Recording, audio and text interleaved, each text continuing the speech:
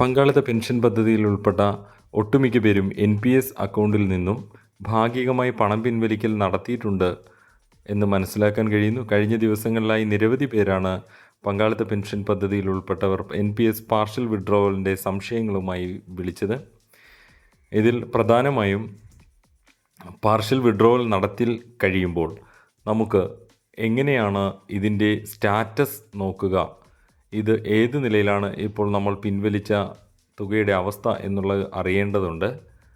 പണം പിൻവലിക്കുന്നതിനുള്ള ഓൺലൈൻ അപേക്ഷ കൊടുത്ത് 3 വർക്കിംഗ് ഡേയിൽ അധികം കഴിഞ്ഞിട്ടും പണം അക്കൗണ്ടിൽ വരാതിരുന്നിട്ടുണ്ട്. പക്ഷേ നമുക്കിവിടെ നോക്കിയാൽ കാണാം നമ്മൾ കൊടുത്ത അപേക്ഷയുടെ സ്റ്റാറ്റസ് എന്താണെന്ന്.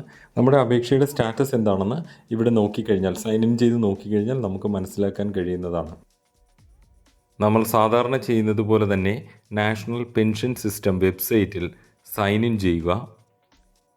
സൈൻ ഇൻ ചെയ്തതിന് ശേഷം നേരത്തെ പണം പിൻവലിച്ച കോൺട്രിബ്യൂഷൻ ആൻഡ് വിഡ്രോവൽ മെനുവിൽ താഴെ ടയർ 1 പാർഷ്യൽ വിഡ്രോവൽ ഇനിഷ്യേറ്റ് റിക്വസ്റ്റിൻ്റെ തൊട്ട് താഴെ സ്റ്റാറ്റസ് വ്യൂ ഉണ്ട്. ആ സ്റ്റാറ്റസ് വ്യൂവിൽ ക്ലിക്ക് ചെയ്യുമ്പോൾ നമ്മൾ ഇപ്പോൾ നൽകിയ അപേക്ഷയുടെ സ്റ്റാറ്റസ് കൃത്യമായിട്ട് കാണാൻ കഴിയുന്നതാണ്.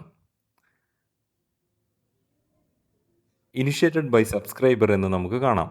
അതല്ലെങ്കിൽ നിലവിലെ സ്റ്റാറ്റസ് എന്താണെന്ന് നമുക്ക് മനസ്സിലാക്കാൻ കഴിയും. റൈറ്റ് സൈഡിൽ വ്യൂ വിഡ്രോവൽ ഫോം, നമ്മൾ നൽകിയ പിൻവലിക്കൽ ഫോമും കാണാം. ഇടതുവശത്ത് അതിന് കൊടുത്ത സപ്പോർട്ടിംഗ് ഫോമും നമുക്ക് കാണാവുന്നതാണ്. നിലവിൽ ഇത് അക്കൗണ്ടിൽ വന്നിട്ടുണ്ടെങ്കിലും അതനുസരിച്ചുള്ള ആ സ്റ്റാറ്റസ് നമുക്ക് ഈ ഭാഗത്ത് കാണാൻ കഴിയുന്നതാണ്.